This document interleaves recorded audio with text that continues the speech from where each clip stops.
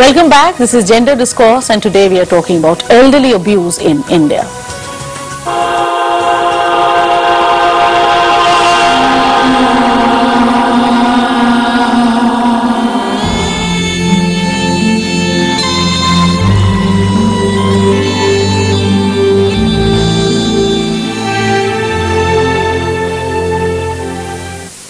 Well, now let's take a look at what the elderly's opinion about all this elderly abuse is.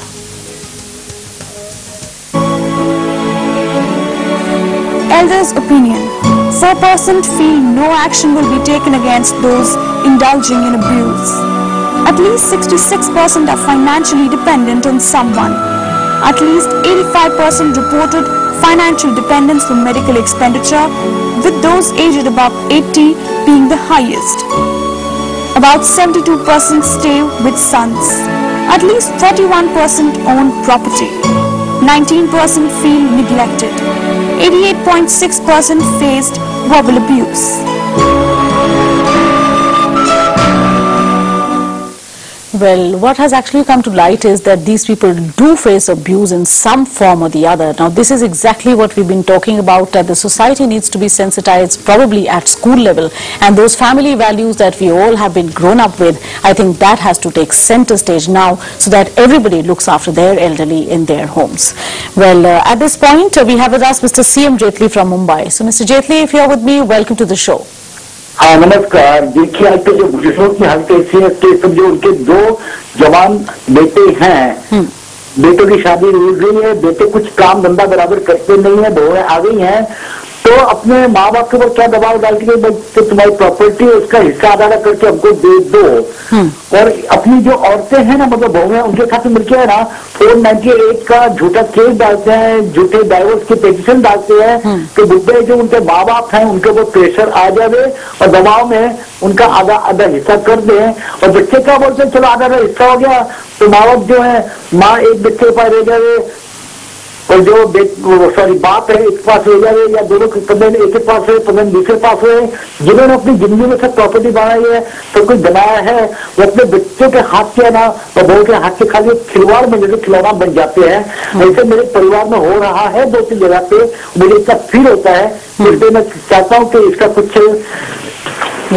Well, Mr. Jaitley, thank you for that observation, and I do agree that there is definitely misuse of 498A in certain cases, but yes, all these things have to be taken up, and these are legal issues which can be taken care of, but you only have to go to the right person. Well, now, coming to Mr. Chaudhary, now since we are talking about even crime against this section of society, now in spite of the government doing its bit and in spite of the police doing its bit, when you all say that, you know, people must take cautious efforts so that nobody comes and abuses them, at least in their homes, and they must get their servants verified and their tenants verified and all those things. But in actuality, what are those kind of numbers that you see? Do people actually come up and do what all you ask them to do? First of all, I would like to tell that apart from the physical security of the elderly people, there are certain other issues also which need to be tackled, like what Mrs. Gangarani Jha was saying from Bengal regarding the investment. There are many people, many elderly people who have invested their hard-earned money in very lucrative schemes, whereas all those schemes were found to be frivolous, and the intention behind all those schemes, like investment in plantation schemes, investment in some beautiful resorts in some hilly areas, lifelong holidays and vacations. I have seen that large number of people are being cheated, and most of the times, just because the offered rate of return is so high, that the retired people, educated people, elderly people, they easily fall prey to all these schemes, and they are being exploited. And since litigation is still very, very cumbersome in our country, there is hardly any relief for all those people. Apart from this, the question that you raised regarding the physical security and sense of security to be generated among the elderly people, as far as Delhi is concerned, we are very much alive to the situation, and we have implemented so many schemes. We have enrolled RWAs in identification of senior citizens, because it is not always possible for police to reach to each and every house. Although we have directed our beat officers to find out, identify each and every senior citizen staying in the beat, still we hold meetings with the RWAs and we request them to let us know who are the senior citizens who are not registered with us. In most of the cases, when we go to the elderly people and request for the verification of their servants, there is a lot of hesitation amongst them.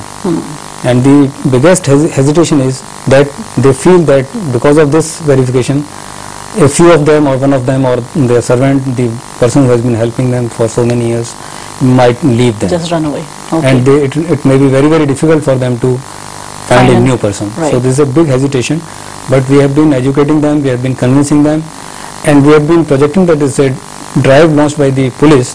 So the burden or onus of getting the servant verified will not come to you.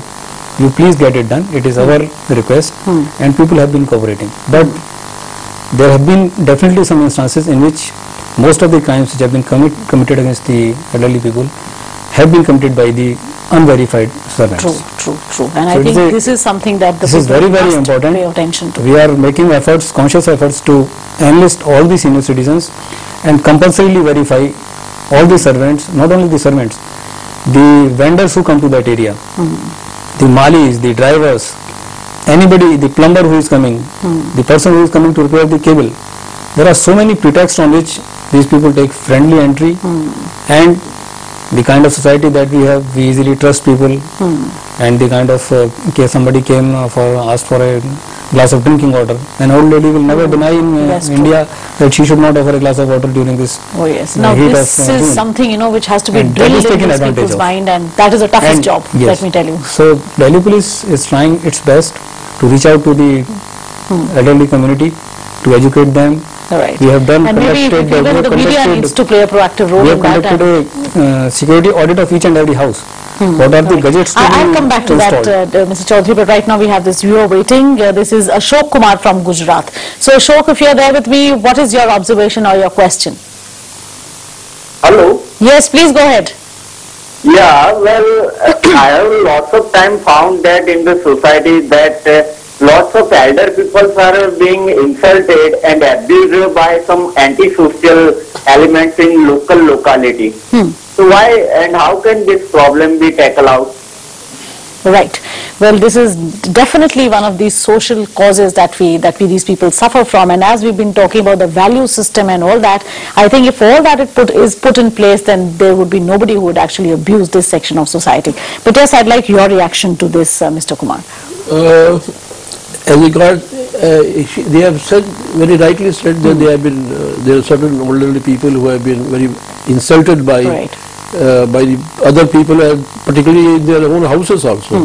They are insulted by their own family members. I really blame squarely on one condition, that is the financial condition of the person. Particularly, not even in the lower strata, but in the urban higher strata also. The senior citizen who is well placed, is rich, getting a lot of money in regard with pension or other things, he is very well respected in the family. True. But in case somebody is poor, he doesn't have money at all. And the report has very rightly said that in certain cases, particularly in Delhi and NCR, the daughter-in-law is the main culprit. She is the person who abuses that older citizen very badly. So, we have been telling our members also to be self-reliant, self-sufficient, so that you don't depend on your children. Get whatever money you have or whatever property you have, keep it with you till you are alive. True.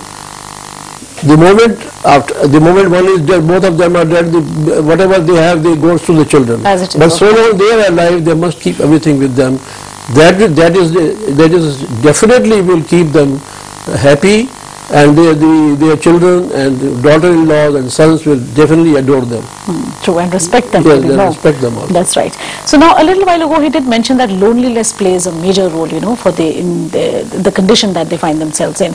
Now, another thing is that the illnesses that creep in as one advances in years, and especially if you talk of Alzheimer's or dementia and what have you. Yeah. So, how does one go about tackling that, especially the people, the other members of the family? Yeah. I would like to also add that we have also seen people who have got minor ailments, for example, hearing problem, vision problems. But if these people have been perfectionists and they have held very responsible positions in their life, accepting old age, accepting problems also, for some people it becomes very difficult. That's right. And there have been cases where most of the problems in the family came because people were not ready to accept their limited capacity due to aging. That is one part. But when we talk about other problems where actually there is dementia or Parkinsonism or depression and other problems, health problems, cancer and other things, in those situations it is counseling of the family members that becomes very important, because sometimes, for example, the family members, even the spouse, may not understand this is because of illness that the person is behaving in that particular manner. For example, forgetting or not keeping things in place, or even not having using the hygiene or way of living that person had earlier. So they feel that it is he is doing it because of carelessness, but it is because of disease that the person is not able to do. So changing, giving education to the family members about the illness and its causes is very important, so that their own anxiety and always that nagging situation in the house can be eased out with that. So giving help to the caregivers at this point is the main important thing, because now we also are seeing problems, psychological problems happening in caregiver burden, like people who are taking care of these elderly who are sick, who are on a long-term illness basis. So we have to even give help to those people. Right, I think that's very well explained. And now we have with us Preghna Desai from Bangalore. So Preghna, if you can hear me, what's your question? Hello madam, Yeah. मेरा parents रहता है हम गुजरात में, अहमदाबाद में जी. Well, we seem to have lost that connection. Well, that prompts us to take a break in this program right now. But when you come back, we'll tell you as to where you must go and complain and what can you expect by those, maybe say the police or those associations that can actually help you. So all that will come after the break. Don't go away.